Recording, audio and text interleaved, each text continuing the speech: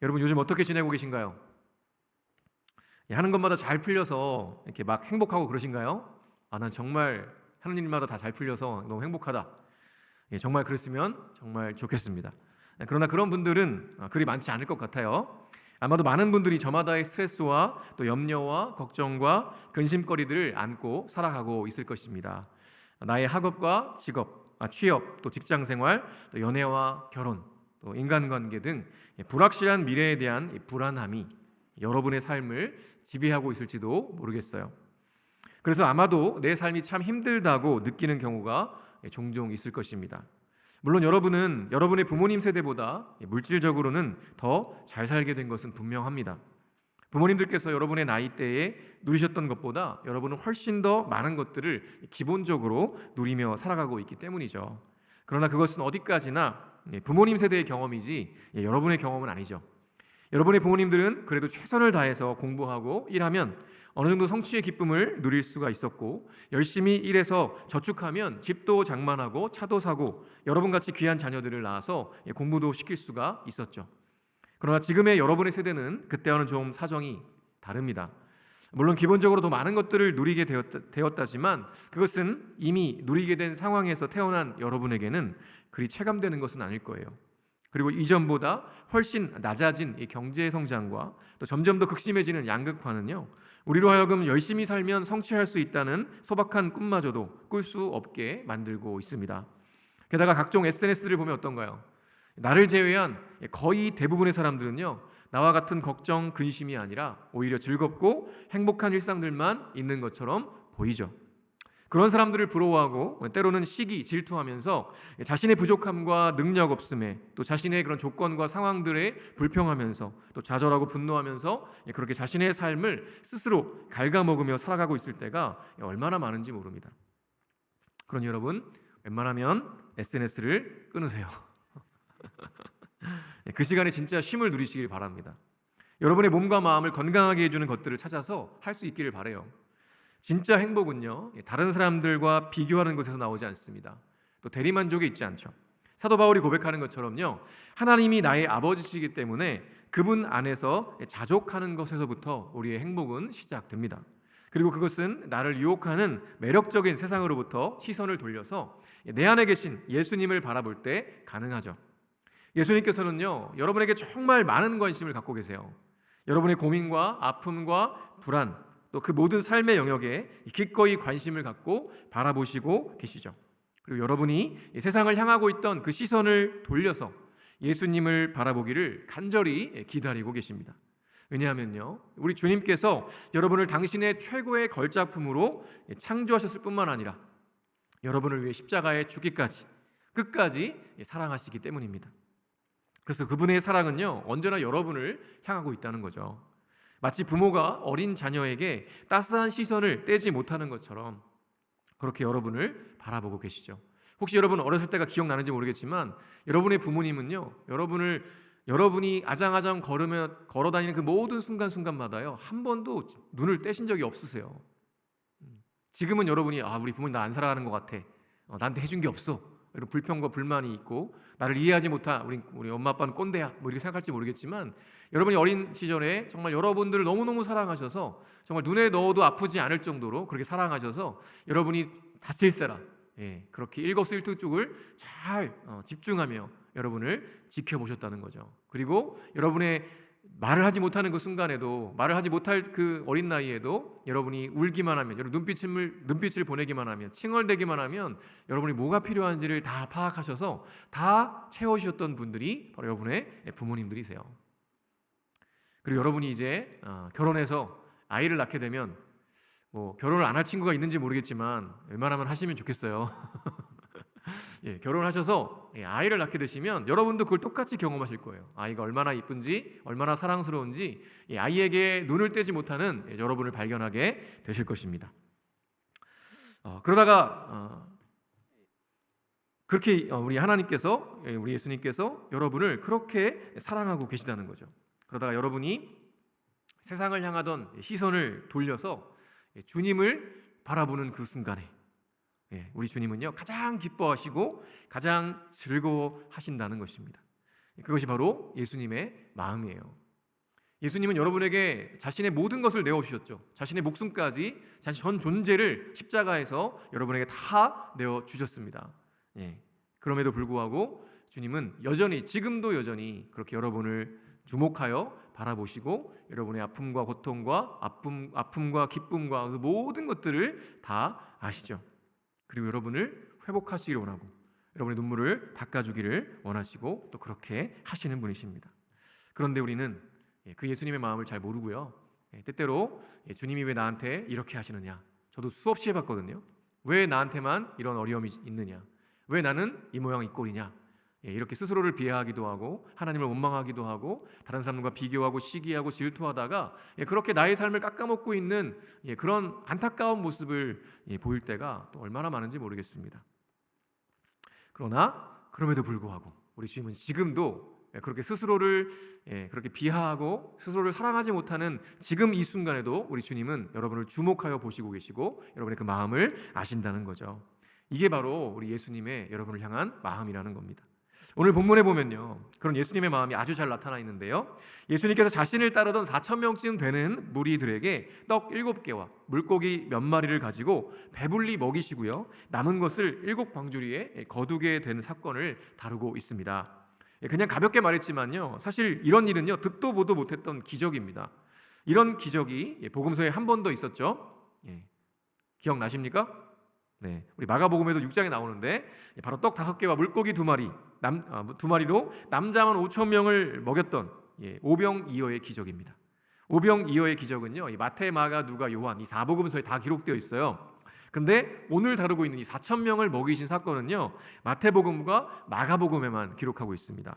그래서 학자들 사이에서는 이 사건이 같은 사건을 다시 반복한 거다라는 이야기도 논란도 있었지만 이 두 사건은요 엄연히 다른 사건입니다. 왜냐하면 시기도 장소도 다 다르기 때문이죠. 마가복음 6장에 등장했던 이 오병이어 기적은요, 이 갈릴리 북서쪽에 위치한 가버나움 근처의 빈들에서 있었던 일이었습니다. 이 복음서들에 보면요, 그곳이 잔디, 또 푸른 잔디, 또 잔디가 많았다라고 그 장소를 표현하고 있거든요. 근데 이 푸른 잔디가 많은 시기는요, 이스라엘에서 봄이죠, 봄. 그러니까 한마디로 말하면 6월절 즈음, 4월달쯤 되는 거예요. 그때 푸른 잔디가 많이 있습니다. 그리고 그 6월절이 지나고 나면 곧바로 사막의 그 건조한 바람이 확 불어와요. 그래서 다 잔디들이 누렇게 떠버립니다. 그래서 이 푸른 잔디가 있을 때가 얼마 안 되죠. 그때가 바로 6월절 즈음이었다라는 겁니다. 그리고 이 갈릴리 호수 건너편으로 배를 타고 건너가는 모습을 보게 돼요. 벳세다로 건너가게 되죠. 근데 그런 모습을 볼 때 아마 지금 오병이어의 기적이 일어났던 곳은 갈릴리의 북서쪽에 위치한 그런 갈릴리 지역, 그러니까 유대인들이 사는 갈릴리 지역이었다라는 걸 보게 됩니다. 지도 보시면 해상도가 너무 떨어지네요. 제가 늘 그렇지만 해상도를 높여야 되는데 실수했네요. 잘 안 보이시겠지만 지금 왼쪽에 빨간색으로 제가 동그라미 해놨잖아요. 저게 타부가라는 곳인데요. 타부가 바로 오른쪽 위쪽에 보면 가버나움이 있어요. 가버나움, 그 가버나움 근처에 타부가라는 곳이 아마도 오병이어의 기적을 일으켰던 그곳이다라고 학자들이 이야기하고 있고요. 그리고 저 타부가에서 이제 예수님께서 어떻게 하십니까? 오병이어 기적을 일으키신 다음에 다 돌려보내세요. 그리고 제자들 보고 먼저 너희들 건너편으로 건너가라, 배 타고. 그래서 말씀하세요. 건너편 벳세다로 건너가라고 하시거든요. 그래서 파란색 오른쪽에 보면 화살표 해놨죠. 저로 가고 있었어요. 근데 무슨 일이 발생하죠? 밤에 풍랑이 엄청나게 몰아쳐요. 그래서 다 죽게 됐습니다. 그때 오늘 간사님도 얘기하셨지만 그때 예수님이 바다 위를 걸어서 오시는 거예요. 다들 막 유령인 줄 알고 난리가 나가지고 무서웠는데 주님이신 걸 알고 베드로가 뭐라고 하죠? 주님이시라면 나를 바다 위로 물 위로 걸어오라고 말씀해 주세요. 그래서 예수님이 와라 그러시고 베드로가 물 위를 걷다가 빠졌다가 다시 주님께서 붙잡아 주셔가지고 배 위에 타게 되는 그런 기적을 경험하게 되죠. 그래서 벳세다로 가지 않고 다시 온 곳이 어디였냐면 바로 이제 밑에 있는 파란색 게네사렛이라고 써 있는데요. 이 게네사렛으로 가게 됩니다. 그래서 이 게네사렛으로 가게 돼서 거기서도 수많은 병자들을 고쳐주시죠. 그렇게 열심히 사역을 하시고 나서 예수님은 보시면 갈릴리 바다의 북서쪽에 있는 이방 땅인 두로로 가십니다. 지금 가운데 갈릴리 호수 위쪽이 가버나움이라고 되어 있고 주황색 선이 보이시죠? 화살표 쭉 따라 올라가시면 두로가 있어요. 해안에 두로가 있고 그 위로 올라가면 시돈이 있습니다. 이 두로와 시돈은 이방 땅이었어요. 이스라엘이 아니고 이방 땅이었습니다. 이방 땅으로 가셔서 거기서도 예수님께서 기적들을 행하게 되세요. 수많은 병자들을 고치시는데 그 중에 이제 유명한 인물이 수로보니게 여자입니다. 그러니까 이 수로보니게라는 건 두로와 시돈이 속해 있는 시리아 출생의 이방인 여자다라는 뜻이에요. 그래서 이 여자의 귀신 들린 딸을 구해주시죠. 그리고 조금 더 위인 시돈 땅에 가셨다가 다시 초록색 화살표와 보라색 화살표를 따라서 이렇게 쭉 내려오시는데 저기는 이제 갈릴리의 동편 쪽이죠. 근데 저기는 뭐라고 되어 있냐면 맨 밑에 데가볼리가 보이시죠? 주황색, 빨간색으로 제가 동그라미 쳐놨는데 데가볼리라고 되어 있는데 데가볼리는 헬라어로 보면 데카폴리스입니다. 데카폴리스. 데카는 10이라는 뜻이고요. 폴리스는 도시란 뜻이죠. 그래서 10개의 도시를 묶어서 데가볼리라고 불렀어요. 데카폴리스라고 불렀어요. 근데 이 지역은 여러분 아시는 대로 유대인들이 살지 않는 이방인들이 사는 지역이었습니다. 그러니까 예수님이 두로와 시돈을 거쳐서 데가볼리까지 오신 거예요. 그리고 데가볼리 지역을 거쳐서 이제 바로 게라사라고 더 있는 저 갈릴리가 있는 동그라미 가운데 동그라미로 가게 되시죠. 그쪽에서 아마 이 4천 명을 먹이신 사건이 일어났을 것이다라고 추측을 하고 있습니다. 이 사건에는 주요 등장인물이 네 부류가 등장을 해요. 이 네 부류의 사람들 조금 살펴보려고 하는데요. 먼저 1절부터 3절까지의 말씀을 다 같이 한번 읽어보도록 하겠습니다. 1절부터 3절 시작. 우리가 모여 있는데 먹을 것이 없었다. 그래서 제자들을 가까이 불러놓고 말씀하셨다. 저 무리가 나와 함께 있은 지가 벌써 사흘이나 되었는데 먹을 것이 없으니 가엾다. 내가 그들을 굶은 채로 집으로 돌려보내면 길에서 쓰러질 것이다. 더구나 그 가운데는 먼 데서 온 사람들도 있다. 지금 어떤 상황인가 보니까요, 예수님을 따르는 큰 무리가 모여 있었는데요, 나중에 보면 이 무리들의 수가 대략 4천 명쯤 됩니다. 근데 엄청나게 많은 사람들이 지금 예수님을 따르고 있는 거예요. 그런데 이 사람들은요, 유대인일까요? 아니죠. 왜냐하면 지금 예수님이 계신 곳이 어디라고요? 이방인의 땅인 데가볼리였다는 거죠. 유대인들은요, 이방인들을 개처럼 여겼습니다. 상종을 안 했죠. 그러니까 이방인이 살고 있는 땅에 갈 이유가 없고요, 상종을 아예 안 했습니다. 그러니 4천 명이나 되는 사람들이 이 데가볼리 땅에서 있는데, 예수님을 따르고 있는데 유대인일 리가 없는 거죠. 다 이방인들이었습니다. 그리고 놀랍게도요, 이 많은 사람들이 예수님과 3일째 함께 하고 있다라고 말하고 있죠. 도대체 무슨 일이 일어나고 있는 걸까요? 아마도 예수님께서는 두로와 시돈 그리고 데가볼리 지역에서 많은 병자들을 고치시고 귀신들을 내쫓으셨다라고 하는 소문이 이 이방 땅에 다 났을 거예요. 그러면 이 사람들이 그 소문을 듣고 예수님을 따랐던 이유는 뭐였을까요? 저마다 자신이 예수님을 통해 얻고 싶었던 것들이 있었을 거예요. 누군가는 자신의 질병, 또 가족의 질병이 낫기를 바랐겠죠. 또 누군가는 귀신 들린 가족을 회복시켜 주시기를 바랐을 거예요. 또 누군가는요, 마음의 아픔과 고통을 어찌할 수 없어서 혹시나 하는 마음으로 예수님을 찾아왔을 것입니다. 그리고 또 누군가는요, 그저 예수라는 사람에 대한 호기심으로 왔을 거예요. 또 누군가는 예수라는 사람을 어떻게 하면 넘어지게 할 수 있을까를 고민하며 온 사람도 있을 것입니다. 이렇게 저마다의 생각과 바람을 가지고 예수님께로 나온 사람들이 4천 명쯤 되었고요. 이들은 사흘이나 예수님을 따라다니면서 예수님의 말씀을 들었죠. 그렇게 하루 이틀을 지나며 이들이 싸왔던 음식들이 다 떨어졌고요. 사흘째가 되어서는 음식을 먹지 못해서 기진해진 상황이 되어버렸다고 예수님 말씀하시죠. 그런데요, 그런 사람들을 주님께서 그냥 두고 보시지 않습니다. 2절과 3절을 제가 다시 한번 읽어볼게요. 저 무리가 나와 함께 있은 지가 벌써 사흘이나 되었는데 먹을 것이 없으니 가엾다. 내가 그들을 굶은 채로 집으로 돌려보내면 길에서 쓰러질 것이다. 더구나 그 가운데는 먼 데서 온 사람들도 있다라고 했습니다. 예수님께서는요, 자신을 따르는 이방인의 무리들을 바라보시면서 어떻게 여기셨다고요?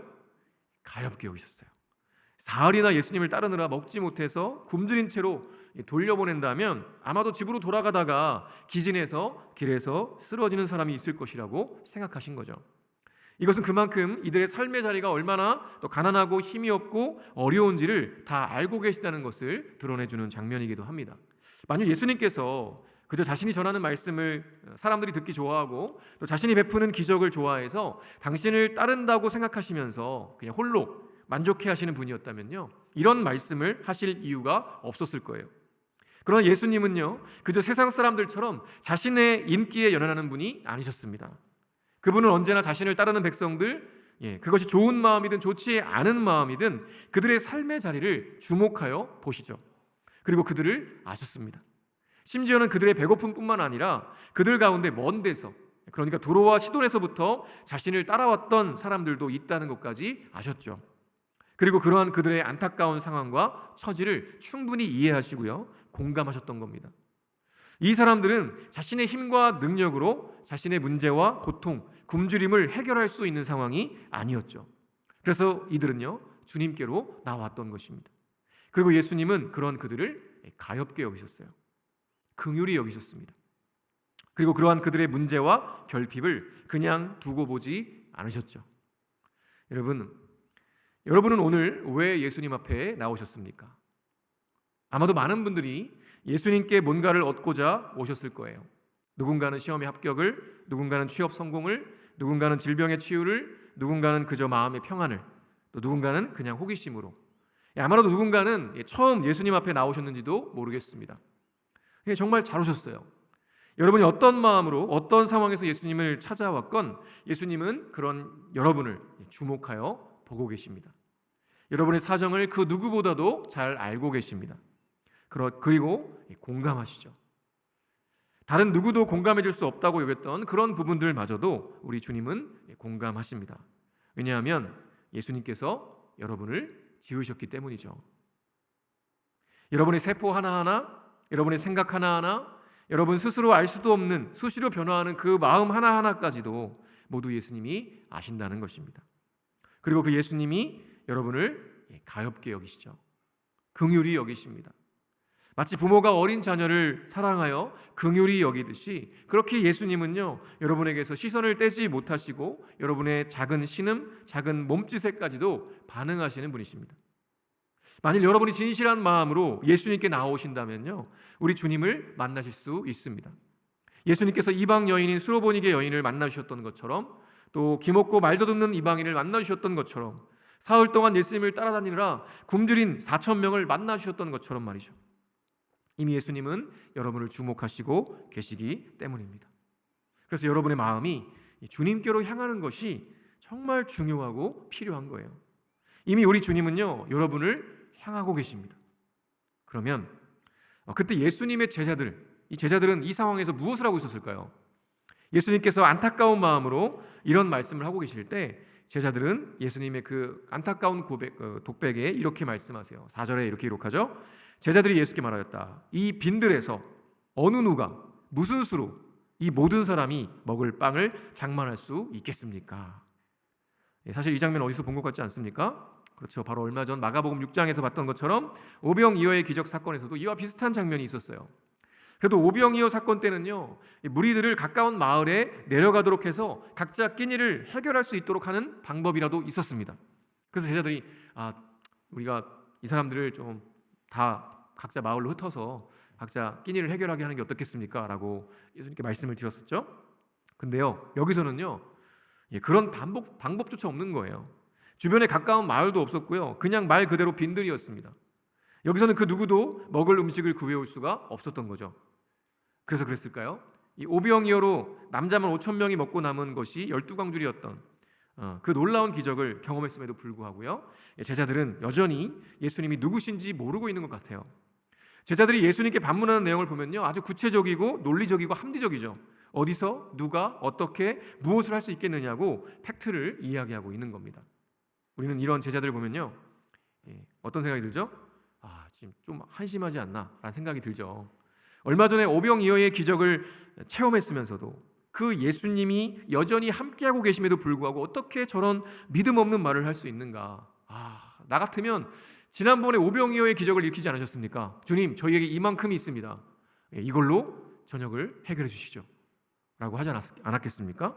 그런데요, 제자들은 그렇게 하지 않고 또 팩트를 따지면서 주님, 이번에는 아무런 방법이 없습니다. 지금 이 빈들에서 도대체 누가 어떻게 무엇을 할 수 있겠습니까? 라고 이야기하고 있는 거예요. 그런데요, 우리는 어떻습니까? 우리도 제자들과 다를 것이 하나도 없어요. 얼마 전에 예수님의 사랑을 경험하고 막 울고 불고 하면서 막 감사했던 내가 또 다른 문제를 만나면 언제 그랬냐는 듯이 예수님을 믿지 못하고 불안해하고 염려하고 있는 나 자신을 얼마나 자주 만나게 됩니까? 저는 이 장면을 보면서요, 제자들도 나랑 똑같은 사람이구나 하면서 한편으로는 위로를 받기도 했습니다. 그런데요, 이렇게 믿음 없는 제자들을요, 예수님이 꾸짖지 않으세요. 그리고 다시 한번 이 하나님의 믿음의 일에 동참하도록 제자들을 이끄시죠.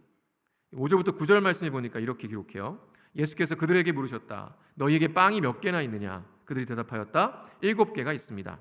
예수께서는 무리에게 명하여 땅에 앉게 하셨다. 그리고 빵 7개를 들어서 감사 기도를 드리신 뒤에 떼어서 제자들에게 주시고 사람들에게 나누어 주게 하시니 제자들이 무리에게 나누어 주었다.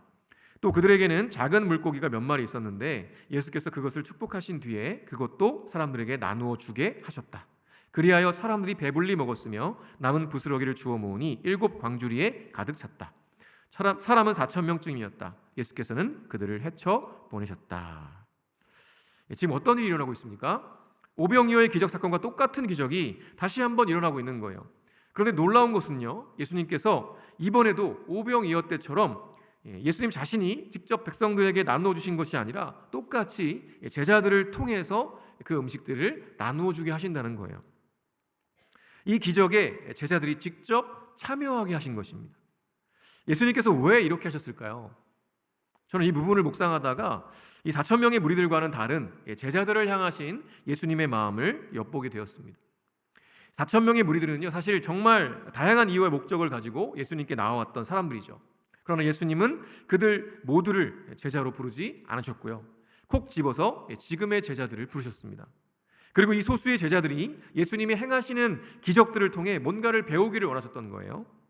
그것은 바로 예수님이 누구신가에 대한 것이었습니다.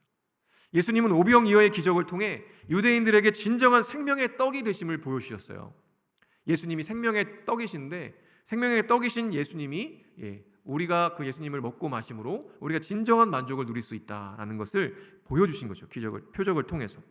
그리고 이번 데가볼리 지역, 그러니까 이방인들에게 가셔서요, 유대인들에게 하셨던 것과 동일하게 이 생명의 떡을 나누어 주신 거죠. 예수님께서는 바로 당신께서 이 땅에 오신 목적이 무엇인지 제자들이 알기를 원하셨던 겁니다. 그래서 다시 한번 믿음 없는 모습을 보이는 제자들에게 동일한 방식으로 기적에 동참하게 하신 것이죠. 예수님의 마음은 그렇게 제자들에게도 늘 향하여 있었던 겁니다. 그리고 예수님은 제자들에게 특별한 마음을 갖고 계셨죠. 제자들이 이 7개의 떡과 또 몇 마리의 이 물고기들을 사람들에게, 앉아있는 사람들에게 나눠줄 때 그 기적을 다시 한번 체험하면서 어떤 생각을 했을까요? 지난번 오병이어 때처럼 지금도 똑같이 그렇게 하시는구나. 그리고 그때는 유대인들이었고 지금의 대상들은 이방인들이었던 거예요. 유대인들은 이방인들을 정말 상종도 안 하는 개처럼 여겼는데 이제 예수님 어떻게 하세요? 이방인들이나 유대인들이나 똑같이 그렇게 생명의 떡을 주신다는 것이죠. 바로 제자들이 그 예수님의 마음을 알기를 원하셨던 겁니다. 그리고 오늘 본문 마지막에는요, 또 다른 사람들이 등장해요. 바로 바리새파 사람들인데요, 이들은 예수님께 시비를 걸려고 나왔던 사람들이었습니다. 11절과 12절에 보니까 이렇게 기록해요. 다 같이 읽어볼까요? 시작. 예수에게 시비를 걸기 시작하였다. 그들은 예수를 시험하느라고 그에게 하늘로부터 내리는 표징을 요구하였다. 예수께서는 마음속으로 깊이 탄식하시고서 말씀하셨다. 어찌하여 이 세대가 표징을 요구하는가? 내가 진정으로 너희에게 말한다. 이 세대는 아무 표징도 받지 못할 것이다. 아멘. 하늘로부터 내리는 표징을 요구합니다. 이 표징은 헬라어로 세메이온이라고 하는데요, 일반적인 기적과는 달리 예수께서 메시아이심을 드러내는 수단으로서의 기적을 가리키는 용어죠. 그러니까 지금 바리새파 사람들은요, 예수님이 정말 하나님께서 말씀하신 그 메시아라면 그것을 증거할 수 있는 표징을 보여달라고 요구하고 있는 거예요. 그런데요, 뭔가 이상하지 않습니까? 사실 지금까지 예수님은 정말 수도 없이 인간이라면 할 수 없는 수많은 이적들을 행하셨습니다. 병든 자들을 고치고요, 귀신을 내어쫓고요, 오병이어의 기적도 행하셨고 또 4,000명을 먹이는 기적도 행하셨어요. 심지어는 그 모든 이적과 기사들은요, 이미 구약 성경에 예언된 바들이 실현되는 것들이었습니다. 그럼에도 이들은요, 그 표징들을 보았으면서도 여전히 표징을 구하고 있었던 거죠. 다른 표징을 또 구하는 거죠. 그래서 예수님은 마음속으로 깊이 탄식하시면서 너희에게는 아무 표징도 주지 않겠다라고 말씀하십니다. 여러분, 예수님은 자신에게 시비를 걸러 나온 이들에게조차 마음을 기울이고 계셨습니다. 예수님은 이들을 무시하지 않으셨어요. 오히려 이들의 돌이키지 않는 그 굳은 마음을 보시며 깊이 탄식하셨습니다. 그리고 내가 더 이상 너에게 보일 표적이 없다라고 말씀하시죠. 마태복음에 보면 요나의 표징 외에는 내가 너에게 줄 표징이 없다라고 말씀하시거든요. 여러분, 요나의 표징이 무엇입니까? 요나가 바다에 빠졌을 때 물고기 뱃속에서 사흘을 있다가 다시 무트로 토해서 나오게 됩니다. 그게 무슨 얘기일까요? 바로 예수님이 말씀하신 대로 예수님이 죽으셨다가 사흘 만에 부활하시는 이야기를 요나의 그 이야기를 통해서 말씀하시는 거예요. 그 표징 외에 내가 너에게 보이지 않겠다라고 말씀하신 것이죠. 그만큼 무엇입니까? 여전히 자신에게 시비를 걸러 나온 사람들에게조차도 예수님은 여전히 그들을 마음에 품고 있었다라는 것을 보게 되는 것이죠. 여러분, 우리 예수님의 마음은요, 오늘 말씀에서 보신 것처럼 그 대상이 누구이든 언제나 그들을 향해 있으셨습니다. 4,000명이나 되는 이방인 무리들, 그 가운데 정말 다양한 목적과 이유로 예수님께 나왔지만 그들 모두를 긍휼히 여기셨죠. 그리고 그들의 결핍을 채워주셨습니다. 제자들은 어떤가요? 여전히 예수님이 하나님이심을 깨닫지 못했지만 예수님은 이들 역시 긍휼히 여기셨어요. 이들을 통해 하나님 나라를 이루시기 위해서 오병이어의 기적에서와 같이 이방인 4,000명에게도 제자들이 직접 떡과 물고기를 나누어 주게 하심으로써 이 하나님 나라의 일들을 동참하게 하십니다. 그리고 심지어 예수님에게 시비를 걸러 나왔던 바리새파 사람들도요, 무시하지 않으시고 그들을 향하여 깊은 탄식을 하시며 요나의 표징에 대해서 말씀하시기도 하죠. 그리고 그 탄식의 의미는요, 안타까움이었습니다. 마찬가지로요, 예수님은 저와 여러분을 향해서 늘 마음을 열고 계십니다. 그분의 시선은요, 늘 언제나 여러분을 향하고 계시죠. 늘 언제나 여러분의 결핍과 문제와 고통 가운데 함께하고 계세요. 그런데 문제는요, 예수님이 아니십니다. 바로 우리죠. 우리의 마음. 나의 마음에는 과연 예수님의 자리가 있을까요? 예수님을 주여 주여 하고 찾지만 정말 그 마음 중심, 가장 중요한 내 마음의 자리에 예수님을 정말 모시고 있습니까? 그저 나의 당장의 결핍과 문제, 고통과 아픔을 해결하고자 하는 마음, 만일 그 문제와 결핍을 예수님이 아닌 다른 누군가가 해결해 줄 수 있다면 예수님을 뒤로 하고 당장 그 사람에게로, 그 존재에게로 달려가려고 하는 그런 가능성이 충분히 우리에게 있지 않습니까? 그렇게 정해지지 않은 그 마음이 혹시 여러분의 마음은 아닙니까? 오늘 우리 주님은요, 저와 여러분에게 이 질문을 던지고 계시는 거예요. 너의 마음 중심에 그 가장 귀한 자리에 나의 자리가 있느냐? 라고 말이죠. 이제 우리 함께 찬양하며 나아갈 텐데, 내 마음의 한 자리, 이 찬양 고백할 텐데요. 우리 주님은요, 오늘 말씀에서 보신 것처럼 우리가 어떤 마음으로, 또 어떤 자세와 어떤 상황 가운데, 어떤 결핍 가운데 주님 앞에 나오든 우리 모두를 주목하여 보시고 계시다는 것이죠. 내가 단순한 호기심으로 주님께 나왔어도 주님은 나를 나무라지 않으시고요, 여전히 그 영혼에게도 오병이어를 나눠주셨어요. 그 4,000명 그 한 사람도 빼놓지 않고 배불리 먹고 7광주에 남을 정도로 4,000명을 먹으셨어요. 그 4,000명 가운데는요, 처음 온 사람도 있고요, 그 4,000명 가운데 주님을 원망하는 사람도 있고요, 그 4,000명 가운데는요, 하나님을 무시하는 사람도 있었겠죠. 그리고 바리새파 사람들처럼 예수님을 시비 걸려고 찾아온 사람들도 있었을 거예요. 또 그 중에는 저처럼 주님을 원망하고 배반했던 사람도 있을 거예요. 그런데 그럼에도 불구하고 예수님은요, 유대인이든 이방인이든 잘났든 못났든 아무런 상관없이 그저 주님께 나온 그 영혼들, 굶주리고 궁핍하고 결핍된, 참된 만족을 누리지 못하고 알지 못하고 여전히 그렇게 유리방황하는 그 영혼들을 바라보시면서 그 모든 영혼들을 다 마음에 품으셨다는 거죠. 저는 이것이 얼마나 놀라운지 모르겠어요. 우리 주님은 그렇게 저와 여러분을 사랑하십니다. 여러분 오늘 이 자리에 어떤 마음으로 오셨는지 모르겠어요. 또 어떤 상황 가운데 오셨는지 모르겠어요. 여러분 어떤 죄를 지었는지 모르겠어요. 여러분이 어떤 잘못을 했는지, 여러분이 어떤 어려움 가운데 있는지, 어떤 아픔 가운데 있는지 저는 잘 모릅니다. 그런데요, 우리 주님은 아세요. 여러분 스스로도 여러분의 지금의 우울함과 아픔과 고통을 알지 못한다고, 내가 왜 그런지 모르겠다고 고백하는 그 순간에도 우리 주님은 여러분을 알고 계세요.